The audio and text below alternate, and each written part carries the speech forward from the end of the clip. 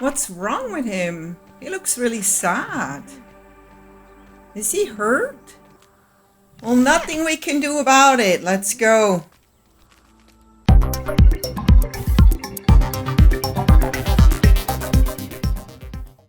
Hello there, my YouTube friends and fans. Welcome to Grounded 2. As you may have guessed, I have had a lot of fun with the first game, so I definitely wanted to play this game, and here we are. Having mainly played shooter games and horror games for years, I would have never imagined playing a game like this.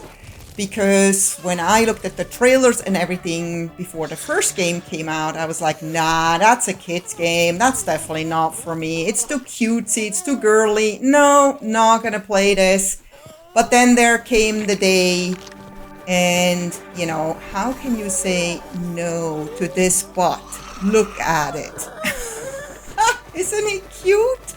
Well, this game isn't really a kid's game at all, and it's actually just like any RPG game, just with insects instead of dragons and horses. And in the first game, I totally refused to ever kill a ladybug. It just felt wrong to me, and I never had to, because if I needed ladybug parts, I just had the ants kill it for me, because they would have killed it anyway. But in this game, it never happened, so I had to do it, unfortunately. So here I'm coming home from a long day of hunting and gathering. Here is my base. It's basically right where the game starts, but I was just like, why not, right? It was an ideal location. It had a nice flat part, and then this big rock where I thought that's perfect to build my house.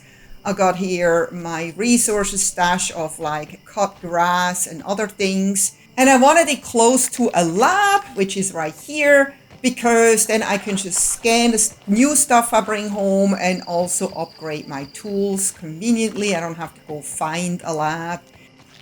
But let's go look at the house. It is a lot bigger than what I had in Grounded 1, but I was like, why not? I just put it on this big rock, and then I started building it, and it just worked out really well. I think it's the perfect size. You don't really need anything bigger if you play solo. And then I have my fire pit right here on top of what's left of the big rock. I thought that was kind of cool.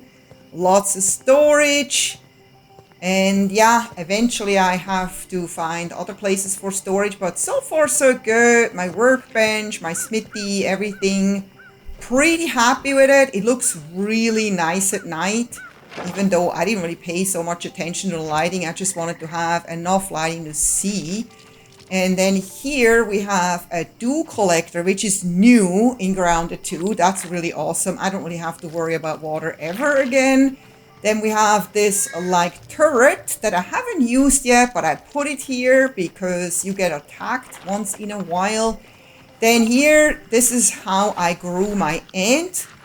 More about this later. I cannot actually hatch this one because I already have one. I found out you can only have one.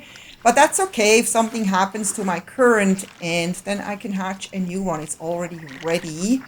Here is the water pot, which I thought I needed, never use really.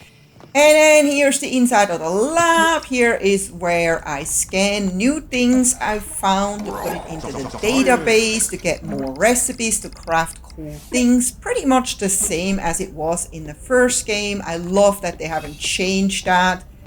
And then here is where we can buy cool things, upgrade our tools. Here we go. I finally got a ladybug head, so I can finally upgrade my hammer. Yay! And then there's lots of challenges where you can earn more points to buy more stuff and upgrade stuff. And the tools are actually new too. That used to be different in Grounded 1. And what's also new, as you can see, I can now ride an ant, which makes all the difference. Not only are you faster, but that ant can also help you carry stuff, so you can almost have twice as much inventory, almost twice as much. The ant will carry that for you, and don't worry if the end gets knocked out and is not available for a while, your inventory that's on the end will not get lost. You can pick it from the end later. And then what hasn't changed either are all the sounds here. It's still the same. Oh my god, when I heard that again, so many memories came back from the first game, memories that I forgot about. So happy that so many things stayed the same. What's new is that the end can now break through barriers like such, and they can also break other things. They can pick up things while you're actually on the back of the end. You don't even have to get down. But there's certain things, like for example this candy, you still need to get down to kind of break it apart with your hammer. And what has not changed are the molars. Still the same effect, still the same. How you get them, how you find them, how you break them apart. And then, you know, how they work. Same thing.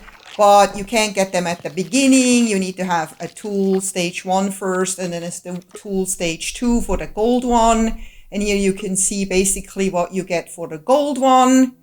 So max consumable stack size, max resource stack size, and max arrow stack size, which is very, very helpful. So of course, it's going to be fun to find those golden ones. And then for the white ones, it's max health, max stamina, hunger, thirst, drain, healing, and so on.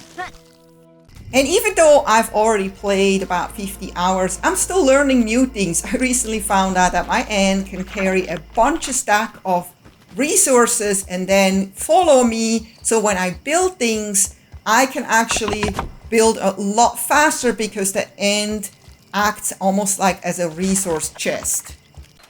And what I also found out that you can actually use one of those candy boxes as your house, and that's really fun because you can see all the creatures outside of the house, like this bombardier beetle, which can actually kill you pretty fast, but he can't come into my house here. I just have to be careful that he doesn't spit too far, because otherwise I'm gonna be like a sitting duck inside my house. So I got him, but I didn't realize that even after Bombardier Beetle dies, he can still kill you with this burning juice that comes out of his body. And there seems to be a bug right now because the sizzling never really stops. Even if you drink a smoothie or put bandages on or anything, there's nothing you can do. I even Googled this. You literally just die. So once that happens, it's pretty much game over and you could just back out and start over, or you could just wait until you die, which is kind of what I did here. But hopefully they fix that soon. So I thought this game was a full release, but then had to realize that they only gave us about half the map, and they're saying that they're still working on the game, but it doesn't really say the game is in beta. So I'm not really quite sure how they planned this, but as you can see here, there's still a huge area with lots of exploration if that ever happens. So I can definitely not wait, because right now the map is not really that big. If you have played the first game, you will have no problems in this game, even though they added quite a few new creatures, very dangerous creatures, and sometimes they can come at you all at once, especially at night when you can't really see so well because the torch only lights up so much. But I like to go out at night because you see like the craziest things. Like here is like a bunch of different insects fighting each other. And they don't even pay attention to me right now. And I just love that. It's kind of like watching sports for some people, which I'm not really into. But this I really find fascinating because I'm always like wondering who is winning at this when it comes out. Sometimes I'm out of luck because they notice me and then they all come at me all of a sudden. So I have to run or fight them all depending on the situation. But if you have played the first one, you will find this a lot less challenging because you know already how to deal with certain insects, not maybe the new ones, but the ones that have been in the first game. You know which weapons work better than others, and you're just not so much scared of the night anymore. I remember the first game, the night was super scary, and now I'm just walking around. What's also new in Grounded 2, oh, that rhymes, yeah, is that we now have a cold zone. So you're literally freezing. Instead of being super hot, you're now super cold.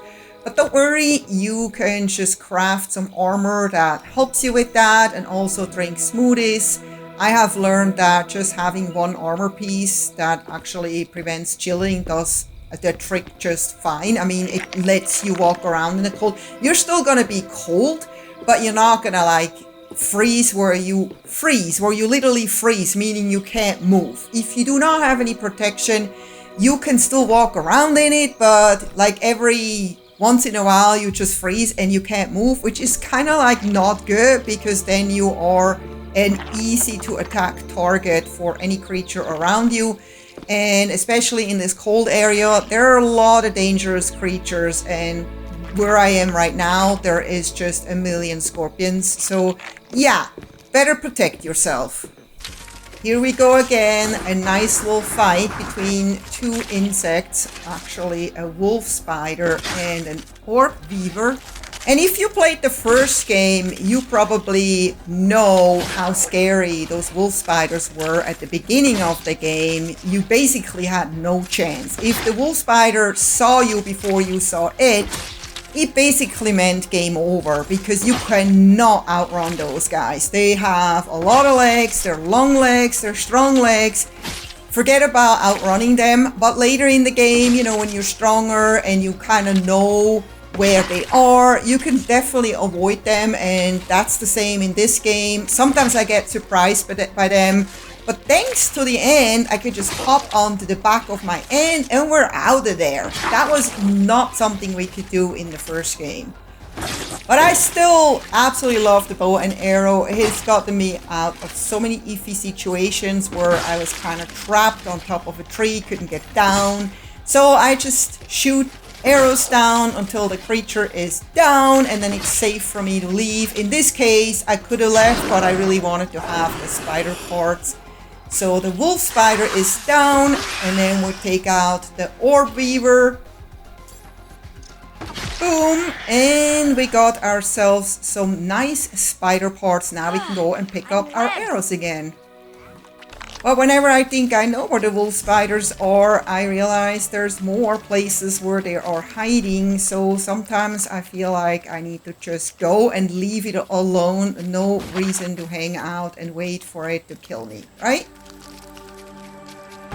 The one creature I haven't been able to defeat yet is the praying mantis. Not only is that thing super large and strong and fast, but also it often attacks from the top when you don't see it at all. It just jumps down on you. And yeah, I tried outrunning it and I tried fighting it.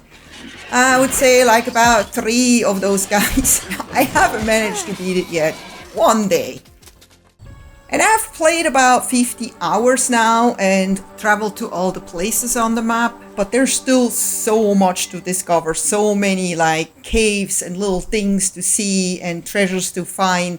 It's incredible, even though they only give us about half the map or even less than that. And because I try to keep my videos spoiler free, I did not show you some of the most exciting things that you can do in this game, like the missions and whatnot, because I wanted you to experience that for yourself if you end up getting this game, unless you already have it and are still at the beginning of it. I literally can't wait for them to open up this other side of the map behind this fence, because it looks like it's huge and there's going to be so much more to explore. I can't wait, but who knows when that's going to happen. I hope you enjoyed this video. If you did, please don't forget to give it a thumbs up. Subscribe if you haven't yet, and I hope to see you next time. Until then, happy gaming. Take care. Bye-bye.